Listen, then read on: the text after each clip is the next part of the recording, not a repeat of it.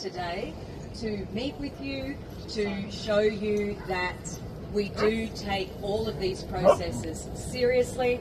I'm joined by the CEO, John Baker. So again, that is an indication to you, I hope, that we are here to listen, to understand, to really make sure that what you say and feel is heard. No decision has been made.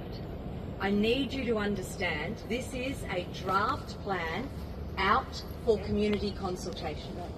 We have extended the period of consultation for another week, so it doesn't finish now until March, the 7th of March, so that there is more time to fill in the Have Your Say survey, to send an email, to make a submission, because we genuinely have heard you wanted more time and we genuinely are responding to that. So that's the first thing to say with that.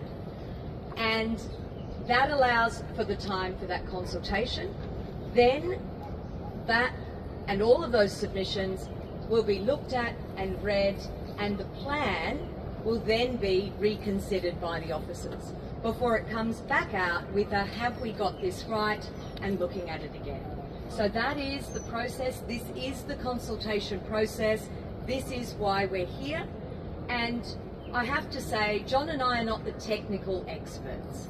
They are the council officers at the pop-ups that are being held right across the Sunshine Coast over this period.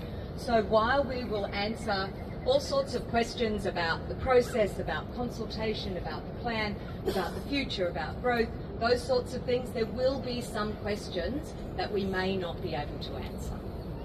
So I'll set that up first. Did you want to say anything, John? Yes.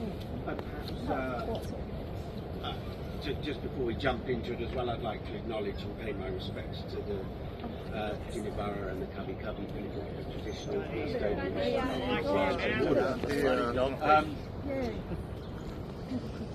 Yeah, I mean, just adding to what Rosanna is saying, this consultation is part of a process, and I think it's really important that we also acknowledge that you're all going to be putting in your feedback. We're going to be listening today. There are a range of pop-ups that we'll also be listening to. But this is one element of what the officers will be considering. This meeting is incredibly important, and all the other meetings are incredibly important. So thank you for turning up in the rain, first of all, to give us your view. But actually, one of the things we've got to consider isn't just the statistics. Well, I've got a mic. Is that better? That's much better. Much better. No, it's fine. I just need to speak up. That's good. No, it needs to be close to the mic. Thank you. Thank you. You got it? Yeah, there we go. We're all good now. And I think I'll have to lower it for you, Rosanna.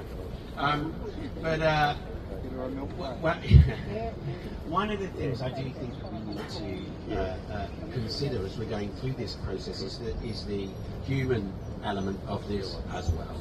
So yes, what you're seeing on our website and a lot of the documentation that you're seeing is a statistical analysis, and I'm quite happy to make sure that all of that is available. I've had a bit of feedback that perhaps some of those stats aren't as available as they could be, so I'll have a look at that. But there is, of course, a very important overlay that the officers need to consider as we prepare a report for council, and that is the human aspect of this and the enjoyment that you all have. This is something of this beach and other beaches, but this is something that a lot of municipalities are grappling with at the moment, not just in Queensland, but I hasten to add. I've been here 8 weeks now, I've come up from Victoria. I'm not suggesting for a moment that we would adopt any of the things that are in place in Victoria, but what I am saying is, you know, I was on the Mornington Peninsula down there and we were grappling with exactly the same issue. How do we ensure that people are able to walk their dogs, making sure that they have healthy enjoyment and you all enjoy the beaches, but also making sure that we're making sure that we're accommodating people with other views and that we're accommodating people actually that are visiting the area as well. So that's kind of what we're grappling with. Very happy to take any questions that you have today. Is that okay? I have a question.